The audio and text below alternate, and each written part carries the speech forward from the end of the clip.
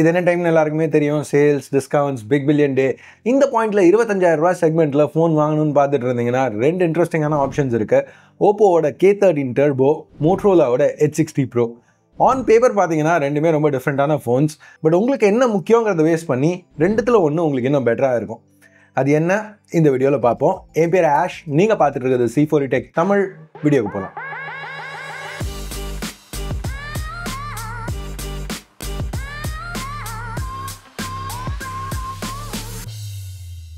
Oppo K13 turbo இந்த செக்மெண்ட்டுக்கு ஒரு gaming phone. So அதுக்கேற்ற மாதிரியே தான் இருக்குது. பில்டும் anime inspired action, sharp lines, ஒரு மினி சென்ட்ரிஃபியூகல் ஃபேன் கூட பேக்கில் கொடுத்துருக்காங்க. ஃப்ளாஷியாக இருக்குது, வித்தியாசமாக இருக்குது, ஒரு கான்வர்சேஷன் ஸ்டார்டர்னு சொல்லலாம். ஆனால் ட்ரேட் ஆஃப்ஸும் இருக்குது. இங்கே பேக் பார்த்தீங்கன்னா பிளாஸ்டிக், ஈஸியாக ஸ்மஜஸ் பிக்கப் பண்ணுது. இது ஃபுல்லுமே ஒரு பிளாக்கி ஒயிட் பில்டாக இருக்குது. ஸோ எல்லாருக்குமே செட் ஆகும்னு சொல்ல முடியாது. இப்போ H60 Pro எடுத்துக்கிட்டிங்கன்னா டோட்டலி டிஃப்ரெண்ட் ஃபிலாசபியோட பண்ணியிருக்க மாதிரி தெரியுது. ஃப்ரேம் இன்னும் ஸ்லிம்மாக இருக்குது, 20 கிராம் மேலே வெயிட் டிஃப்ரென்ஸ் இருக்குது. இன்னும் முக்கியமாக வித் 4 மில்லிமீட்டர்ஸ் கம்மியாக இருக்குது.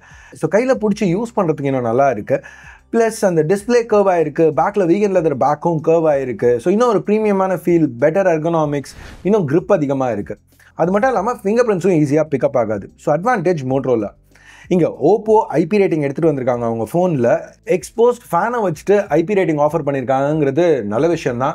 பட் IPX அந்த எக்ஸ் இருக்குல்ல, அதோட மீனிங் என்னென்னா டஸ்ட் ப்ரூஃபிங் கிடையாது. ஓப்பன் ஃபேனை வச்சுட்டு அதை அவங்க கொடுக்க முடியாது. ஸோ இங்கேயும் H60 Proக்கு ஒரு சின்ன எட்ஜ் இருக்குன்னு சொல்லலாம். ஸோ இப்போ இங்கே இந்த ஃபேன் இருக்கிறதுனால இது பேசிக்காக ஒரு சிங்கிள் கேமரா ஃபோன்னு சொல்லலாம்.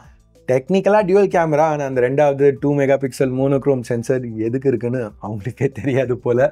பட் இந்த பிரைமரி ஒரு 50 mega pixel OmniVision sensor OV50D. இது ஒரு f1.8 லென்ஸோட பேர் ஆயிருக்கு. OIS கிடையாது.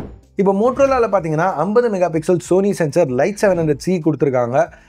இங்கே கம்பேரிசனே பெருசாக இல்லை. இந்த ஷார்ட்ஸை பாருங்களேன், நல்ல லைட்டிங்லேயே டிஃப்ரென்ஸ் நல்லா நோட்டிசபிளாக இருக்குது. இங்கே இந்த வானத்தை பாருங்கள், 2 கேமராஸுமே நல்லா தான் கேப்சர் பண்ணியிருக்கு. பட் அந்த ஃப்ரண்ட்டில் உள்ள ஃபோலியேஜ் பார்த்தீங்கன்னா, அந்த இலை அதெல்லாம் பார்த்தீங்கன்னா உங்களுக்கு டிஃப்ரென்ஸ் நல்லா நோட்டீஸ் பண்ண முடியும். மோட்டோவில் ஷேடோஸில் உள்ள டீட்டெயில் அதிகமாக இருக்குது.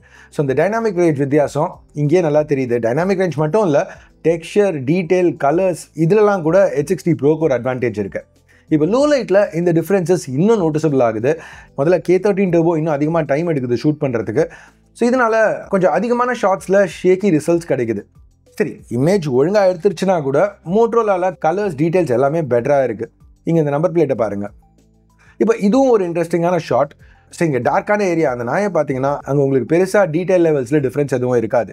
பட் பின்னாடி அந்த லைட்டை பார்த்தீங்கன்னா மோட்டோரோலா ஹைலைட்ஸ் எவ்வளோ பெட்டராக ஹேண்டில் பண்ணியிருக்காங்கிறத நோட்டீஸ் பண்ண முடியும். இப்போ வீடியோன்னு வரையில் ஆன் பேப்பர் K13 டர்போ தான் பெட்டர். ஏன்னா 4K 60 ஷூட் பண்ண முடியும். H60 Proவில் 4K 30 தான். But side by side footage பார்க்கல H60 Pro தான் இங்கேயும் பெட்டராக பெர்ஃபார்ம் பண்ணுது. ஸ்டெபிலிட்டி நல்லா இருக்குது. அந்த ஜிட்டர் ஓப்போவில் நம்ம பார்க்குறது இங்கே இல்லை. ஸோ K13 டர்போவில் கேமராஸ் ரொம்ப ஸ்ட்ராங்காக இல்லை. ப்ரைமரி கேமராஸ்னு வரையிலேயே மோட்டோரோலா ஈஸியாக அவுட் பெர்ஃபார்ம் பண்ணுது. ஆனால் ஓவரால் கேமராஸ்னு பார்க்கல மோட்டோரோலாவில் இன்னும் 2 ஸ்ட்ராங்கான கேமராஸ் கொடுத்துருக்காங்க. ஒரு 50 மெகா பிக்சல் அல்ட்ரா வைட், அப்புறம் 3x டெலஃபோட்டோ OISஓட.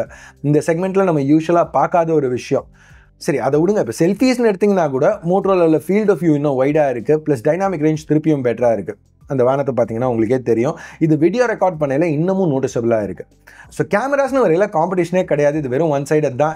H60 Pro ஈஸியாக ஜெயிக்குது. அதனால் ஓப்போவில் அட்வான்டேஜஸே இல்லைன்னு நினச்சிக்காதீங்க. பெர்ஃபார்மன்ஸ்னு வரையில் ஓப்போவில் ஒரு அட்வான்டேஜ் இருக்குது. K13 டர்போவில் அவங்க Dimensity 8450 யூஸ் பண்ணியிருக்காங்க. இது யூஸ்வலாக H60 Proவோட Dimensity 8350 எக்ஸ்ட்ரீமோட ஒரு 15% பெட்டராக பெஞ்ச்மார்க் ஆகும். ஆனால் என் யூனிட் ஆகலை, அது என்னோட யூனிட் பிரச்சனை மாதிரி தான் தெரியுது.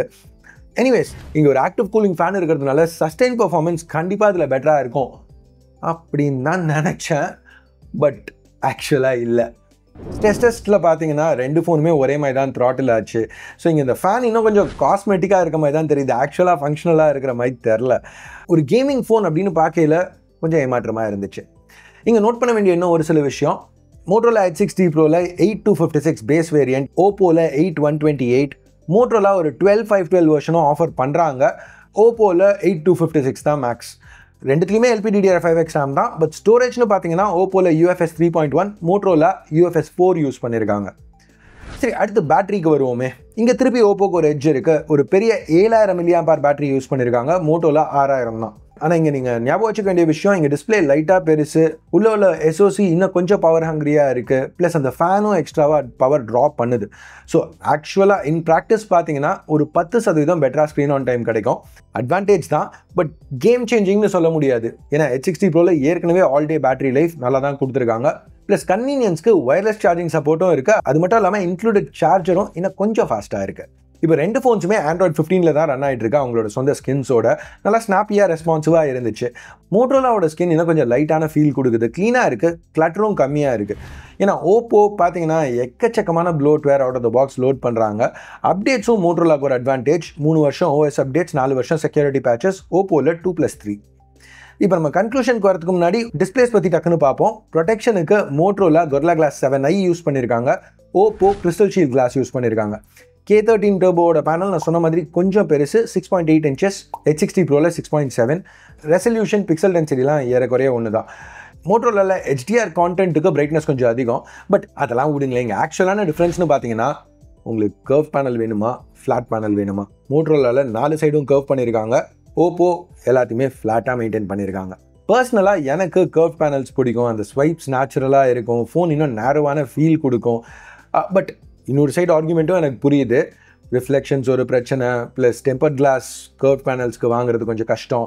ஸோ அந்த ப்ராப்ளம்ஸ்லாம் இருக்குது. ஸோ ரெண்டுத்தில் உங்களோட ப்ரிஃபரன்ஸ் ஏதோ அதுக்கேற்ற மாதிரி இங்கே எந்த டிஸ்பிளே பெட்டராக இருக்குங்கிறத நீங்கள் முடிவு எடுத்துக்கலாம்.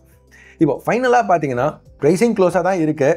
K13 டர்போ ஒரு நல்ல ஃபோன், எஸ்பெஷலி உங்களுக்கு ஃப்ளாட் பேனல்ஸ் பிடிக்கும். ப்ளஸ் ஆன் பேப்பர் அந்த கேமிங் மார்க்கெட்டிங் ப்ளஸ் அந்த ஃபேன் இருக்கிறதுனால ஒரு ஸ்ட்ராங் கண்டென்டர் மாதிரி தான் தெரிஞ்சுது. ஆனால் இங்கே அந்த ஃபேனோட இம்பேக்ட் பெருசாக எதுவும் இல்லை. ப்ளஸ் அந்த எக்ஸ்ட்ரா பர்ஃபார்மன்ஸ் மோஸ்ட்டாக ஒரு 10 நிமிஷம் ரன் பண்ணையில் ட்ராப் ஆகிடுது. ஸோ H60 Pro இங்கே எனக்கு இன்னமும் சென்சிபிளான ஒரு ஆப்ஷன் மாதிரி தெரியுது. இந்த செக்மெண்ட்லேயே பெஸ்ட் கேமராஸ் ஆஃபர் பண்ணுறாங்க, இன்னும் லாங்கான சப்போர்ட், பெட்டரான எர்கனாமிக்ஸ், ப்ளஸ் சில கன்வீனியன்ஸ் ஃபீச்சர்ஸ் ஒயர்லெஸ் சார்ஜிங் மாதிரியும் இன்க்ளூட் பண்ணியிருக்காங்க.